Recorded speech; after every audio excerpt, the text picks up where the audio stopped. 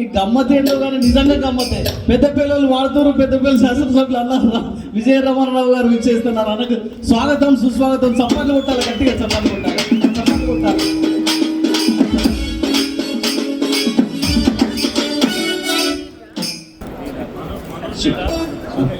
రమణరావు అన్న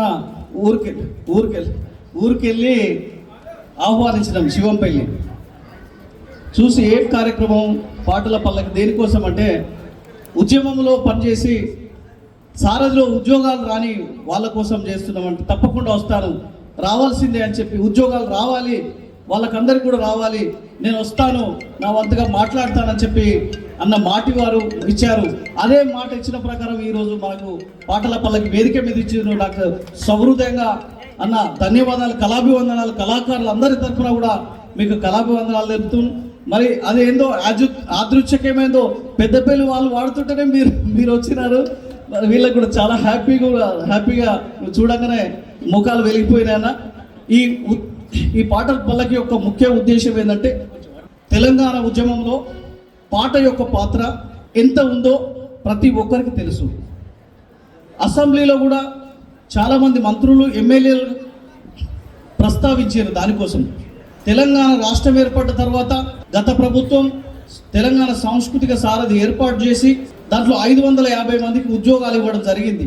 చాలామంది ఉద్యమం చేసిన కళాకారులు మిగిలిపోయినారు. ఆ ప్రభుత్వాన్ని వేడుకుంటే ఇవ్వలేదు. కాంగ్రెస్ పార్టీ మేనిఫెస్టోలో పెట్టింది, ఎలక్షన్ మేనిఫెస్టోలో మేము అధికారంలోకి వస్తే కళాకారులకు సాంస్కృతిక సారథిలో ఉద్యోగాలు కల్పిస్తామని చెప్పి అదే కల్పించండి అని కోరుతున్నాం. ఈ పాటల పల్లకి ద్వారా ఈ పేద కళాకారులను ఆదుకోండి కోరుతున్నాం ఈ పాటల పల్లకి ద్వారా. అన్న విజయ రమణరావు గారు ఈ పాటల పల్లకి కోసం మాట్లాడతారు. దానికన్నా ముందు టిపిసిసి సాంస్కృతిక సేన రాష్ట్ర అధ్యక్షులు చక్రాల రఘు గారు పాటల పల్లకిలో 12 గంటల కార్యక్రమానికి విచ్చేసినటువంటి నాకు అత్యంత అభిమాన నాయకులు, గౌరవనీయులు, పెద్దలు, మన బడుగు బలహీన వర్గాల ఆశాజ్యోతి విజయరమణారావు గారికి ప్రత్యేకమైన ధన్యవాదాలు తెలియజేసుకుంటున్నాం. ఇది కళాకులం అన్న. గతంలో మీకు అన్నీ తెలిసినాయి, 2-3 ముచ్చట్లు చెప్తా. ఉవ్వెత్తున వేసినటువంటి తెలంగాణ ఉద్యమంలో పాట ఎంత కీలకమో ఆ పాట విని ఢిల్లీలో ఉన్న సోనియా గాంధీ గారు మన బిడ్డలు చనిపోతూ ఉన్నారు, మీ బతుకు తెరువు తెలంగాణ ఇస్తా అని ఆయన సోనియా గాంధీ గారు తెలంగాణ ఇచ్చిర్రు. తెలంగాణ తెచ్చింది కాంగ్రెస్ పార్టీ, తెలంగాణ ఇచ్చింది సోనియా గాంధీ గారు. అయితే గద్దెనెక్కి 10 ఏళ్ళు వేలిండు. ఏ కవి కూడా, ఏ కళాకారుడు కూడా మాకు ఉద్యోగం కోసం పాట రాయలే, పాట పాడలే. అయినా ఆనాటి ముఖ్యమంత్రి అర్హులైన కళాకారులందరికీ ఉద్యోగాలంటే ఎగిరి గంతేసిర్రు. ఇక్కడ కూర్చున్న కళాకారులు అర్హులైన కళాకారులకు ఉద్యోగాలని 550 మందికే పరిమితం చేసిర్రు. ఎందుకు పరిమితం చేసిర్రని 10 ఏళ్ళుగా పోరాటం చేస్తూనే ఉన్నాం. నేనాల కిషోరన్న కానీ, రమక్క కానీ, నేను బతికితే చాలు, నా భార్య పిల్లలు మంచిగా ఉంటే చాలు అనుకునే ఈ రోజుల్లో వీరిద్దరికీ కేసీఆర్ జాబ్ ఇస్తే అందరికీ అర్హులైన వాళ్ళకన్నావు, మా ఇద్దరికే ఇచ్చి మా గొంతు నొక్కే ప్రయత్నం చేస్తున్నామని ఆ ఇచ్చిన జాబ్ లెటర్ను పరాపరా చింపేసి పక్కన పెట్టి అప్పటి నుంచి ఇప్పటి వరకు కూడా ఉద్యోగాల కోసం పోరాటం చేస్తూనే ఉన్నాం. మా మీద అనేక రకమైన కేసులు పెట్టడం జరిగింది. ఈ ప్రజాప్రభుత్వం వచ్చిన తర్వాత కళలకు పెద్దపీట వేసింది. మరి అవన్నీ మీరే చెప్తారు. గద్దర్ అన్నది, అందశ్రీ గారి పాట ఏమైందో మీరే చెప్తారు. మేము ప్రజాప్రభుత్వం వచ్చిన తర్వాత 56,000 కొలువులు వచ్చినాయి. రాష్ట్ర ముఖ్యమంత్రి గారికి, ఉప ముఖ్యమంత్రి వారులకు, మన శాఖ మంత్రివర్యులు జూపల్లి కృష్ణారావు గారికి రాతపూర్వకంగా ఇచ్చినాం. అర్హులైన కళాకారులకు ఉద్యోగాలు కావాలంటే వారు చలించిపోయినారు. పాటల పల్లకిలో పాల్గొన్నారు. నిండు చట్టసభలో మా కోసం కూడా మాట్లాడారు. అర్హులైన కళాకారులందరూ ఇంకా బయటనే ఉన్నారు. వాళ్ళకు ఉద్యోగాలు కావాలని నిండు చట్టసభలో మంత్రులు, ఎమ్మెల్సీలు మాట్లాడడం జరిగింది.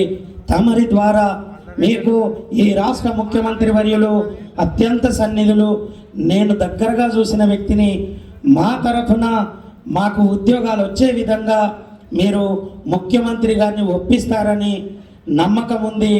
దయచేసి మా కళాకారుల పక్షాన మీరు ఉండాలని, మీరు ఉన్నారు కాబట్టే ఇంత దూరం వచ్చిర్రు.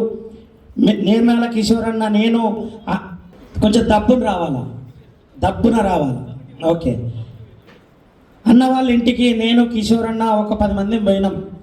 పాటల పల్లకి ఏంటిదో నాకు తెలియదు, కానీ మీరు వచ్చినందుకే నేను ఖచ్చితంగా ఆ పాటల పల్లకి వస్తానని మమ్మల్ని ఆశీర్వదించడానికి విచ్చేసిన మీకు మరొక్కసారి ధన్యవాదాలు తెలియజేసుకుంటున్నాం.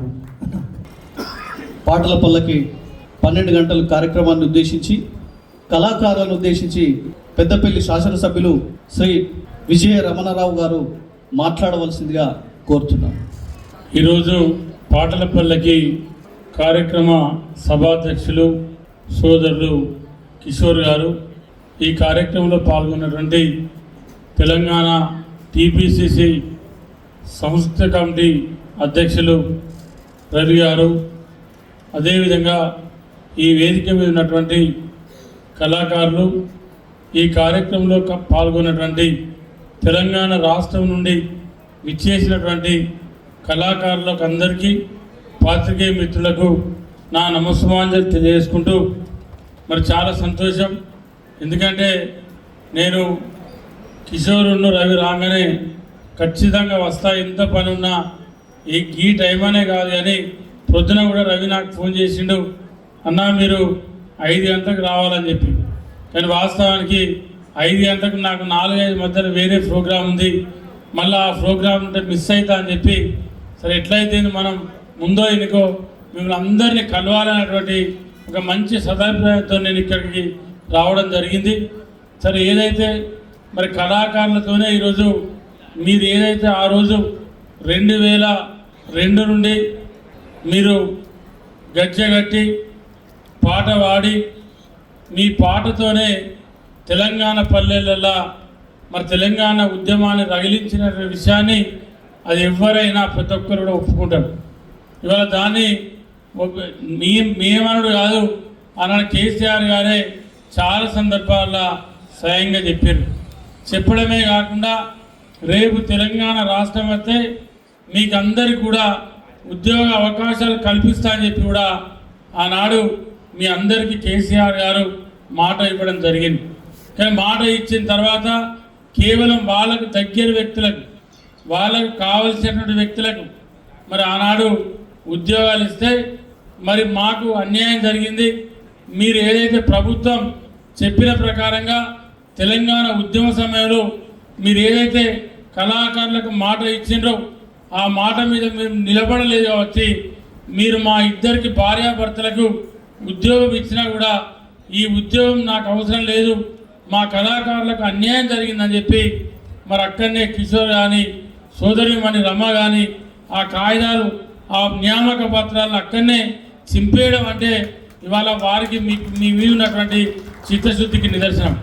ఇవాళ తెలంగాణ రాష్ట్రంలో ఆనాడు కాంగ్రెస్ పార్టీ పిసిసి అధ్యక్ష రేవంత్ రెడ్డి గారి నాయకత్వంలో ఈ రాష్ట్రంలో పాదయాత్రలు జరిగినా, రైతు యాత్రలు జరిగినా, ఏ కార్యక్రమాలు జరిగినా మా సోదరుడు రవి అనేక రకాలుగా కష్టపడ్డటువంటి వ్యక్తి.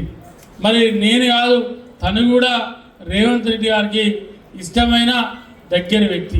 ఎందుకంటే కాంగ్రెస్ పార్టీ ప్రభుత్వం రావడానికి మా సోదరుడు రవి గారు కూడా అనేక విధాలుగా కష్టపడి ఆటపాటతోని మరి ప్రజలను ఏదైతే తెలంగాణ రాష్ట్రంలో ప్రజలకు కానీ, రైతాంగానికి కానీ, యువతకు కానీ, విద్యార్థులకు కానీ, నిరుద్యోగులకు కానీ, ఉద్యోగులకు కానీ జరిగేటువంటి ఏదైతే నష్టాన్ని మరి పాట రూపకంగా ప్రతి వేదిక ద్వారా ప్రజలకు వినిపించి చైతన్యం చేసినటువంటి వ్యక్తి రవి గారు.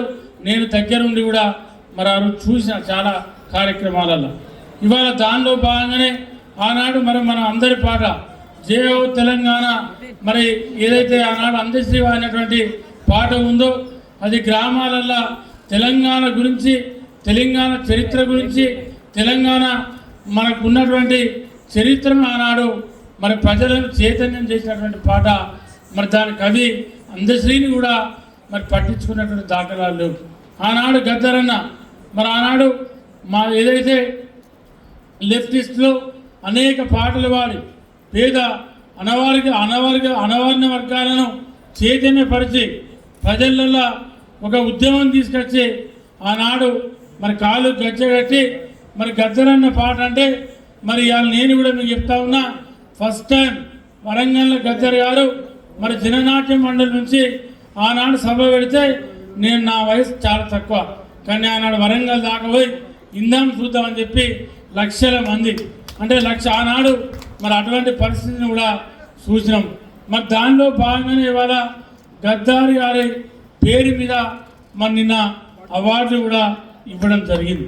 మరి అదే కాకుండా మొన్న తెలంగాణ ఆవిర్భావ దినోత్సవం నాడు జూన్ 2 నాడు మరి ఏదైతే ఆనాడు 1 కోటి రూపాయలు ప్రతి కళాకారునికి ₹1 కోటి ప్రకటించి ఇటు అందశ్రీ కానీ మన మిగతా 9 మందికి ఒక్కొక్కరు ₹1 కోటి ఇల్లు స్థలం కూడా అనుకుంటా, ఇంటి స్థలంతో పాటు మరి గద్దార్ అవార్డు కూడా ఇవ్వడం జరిగింది.